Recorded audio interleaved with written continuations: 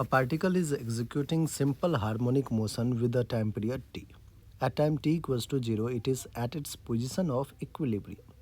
The kinetic energy time graph of the particle will look like. तो बच्चों equilibrium position पे है, ठीक। इक्विलिब्रियम पोजीशन पे एट इक्वल्स टू 0 पे है। तो अगर काइनेटिक एनर्जी का टाइम के साथ ग्राफ देखें, सबसे पहले अगर काइनेटिक एनर्जी का एक्सप्रेशन देखें बच्चों, तो kinetic energy is half of m into v square होता है, ठीक है। मीन पोजीशन पे है, मीन पोजीशन पे जो हमारा ग्राफ रहेगा स्टार्ट कहाँ से हो रहा है, मीन पोजीशन पे। तो एट मीन पोजीशन, जिसको अपन इक्विलिब्रियम पोजीशन भी कहते हैं, वेलोसिटी क्या रहेगा बच्चों, maximum. Velocity will be maximum v max, और वी मैक्स अगर होगा तो काइनेटिक एनर्जी भी क्या होगा, मैक्सिमम होगा। तो काइनेटिक एनर्जी मैक्सिमम आप देखिए कौन कौन से ग्राफ में स्टार्टिंग में है। फर्स्ट ग्राफ ऐसे ही कैंसिल हो गया क्योंकि ये कह रहा है काइनेटिक एनर्जी 0। डी देखिए काइनेटिक एनर्जी 0, तो ए और डी तो ऐसे ही कैंसिल आउट हो गया।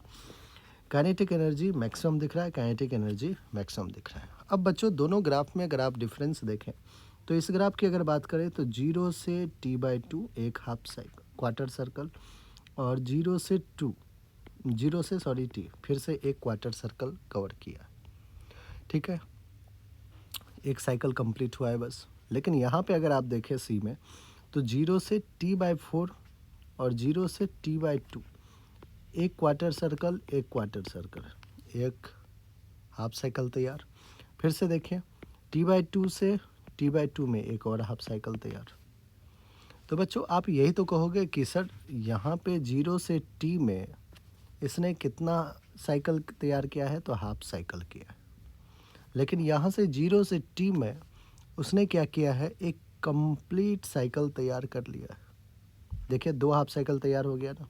एक हो जाएगा हमारा, एक हाफ साइकिल कहाँ से कहाँ तक हुआ, 0 से t/2 तक, और दूसरा हाफ साइकिल उसने कहाँ से कहाँ तक किया है, t/2 से t तक। तो यहाँ पे फ्रीक्वेंसी बच्चों आपको क्या है, फ्रीक्वेंसी 2 टाइम्स है। यहाँ पे फ्रीक्वेंसी आपका क्या दिख रहा है, 2 टाइम्स।